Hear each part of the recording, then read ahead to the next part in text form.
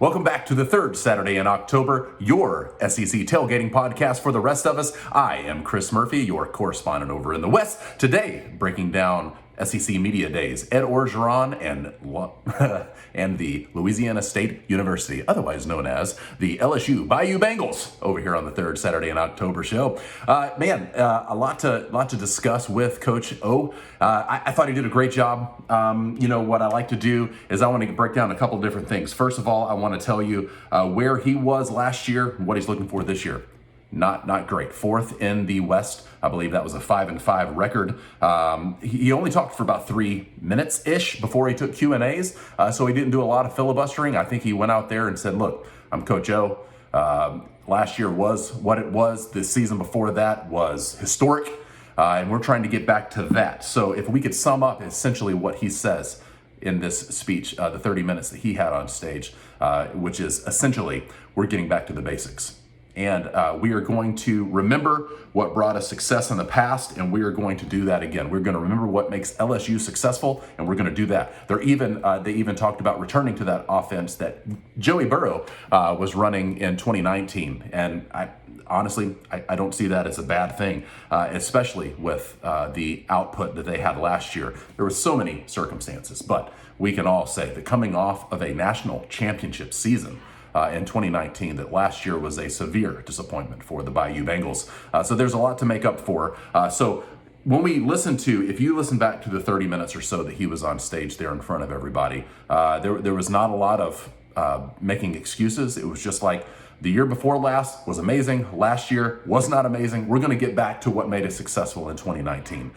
He had Austin Deculus, an offensive tackle senior from LSU, and then also Derek Stingley, defensive back, or Derek Stingley Jr., defensive back for Austin. I gave him 5 on that wardrobe, that suit game that they were wearing. And you know what? He seemed to be excited standing up there, but also nervous. And so I like what he said. I like the attitude that he gave off. Derek Stingley, he seems cool, calm, collected. I give him 7 on his suit game. He could have, it seems like the both of them had it together. Derek Stingley, if he could have just tightened up that tie, maybe he looked at the collar one time before he went out there, he would have probably had an 8 or a 9, because he was looking sharp and just a little, gotta get it right there. We're gonna be on TV. We're gonna be on camera. We gotta get it right together. A couple of memorable thoughts from what Coach O was talking about. And let me quickly give him his suit game. I'm going to say 4 for Coach O. I mean, he looked more like like he was dealing with something at church on Sunday mornings. And so his outfit looked good for if you're a deacon, maybe in a church, but if you're Coach O and you're making $8-9 million a year, you get that suit game a little sharper. But who's to say? I think that he did a good job. The coach speak wasn't really there. He's Coach O. He's going to give it to you. Even if you can't understand him all the time, go Tigers kind of feeling. At least you know that you get something that's not a lot of coach speak. So pretty low on that filibustering coach speak ranking. But, there's not a lot to coach speak around when you have a season coming off of a national championship season to only go 5-5.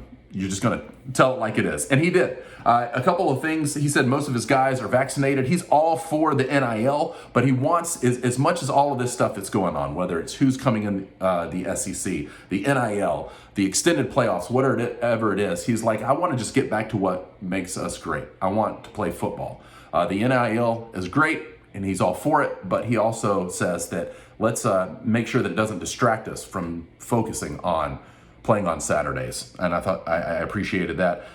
One of the reporters asked him of his experience with Lane Kiffin. He had nothing but good things to say there.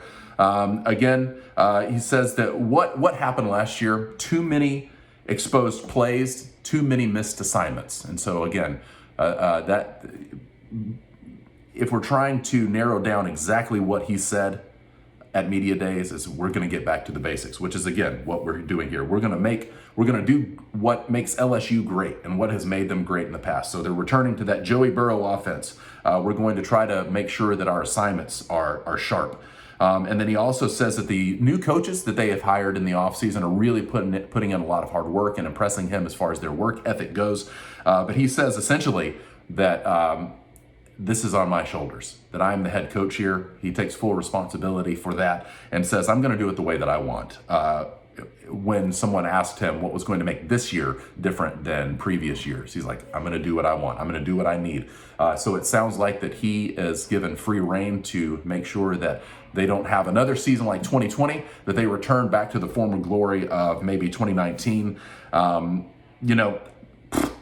There's not a lot there because Coach O, you don't have to really look at what Coach O is trying to say. He's just going to say it.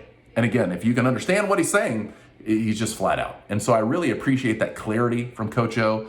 I'm really excited about this year. Do they have what it takes to top Alabama? I don't think so this year in the West. Do they have what it takes to top Texas A&M? I'm not sure. I don't think so either. I think that if I were to give them a potential ranking for the end of the season, I see LSU coming in a solid third in the SEC West.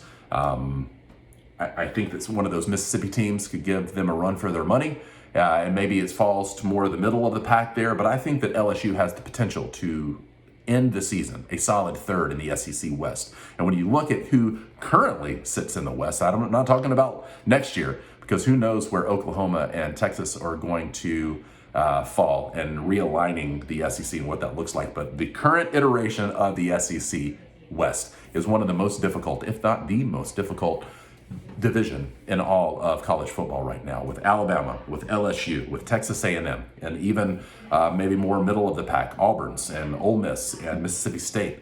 And then let's not forget about the East as well. The SEC is a gauntlet, and to come out unfazed is going to be impossible. But making the best of the situation that you have, I think that Coach O can really do that and really bring the players back to more of a 2019 outlook versus the seemingly just things one after another falling, kind of a dumpster fire of a year that they had in 2020.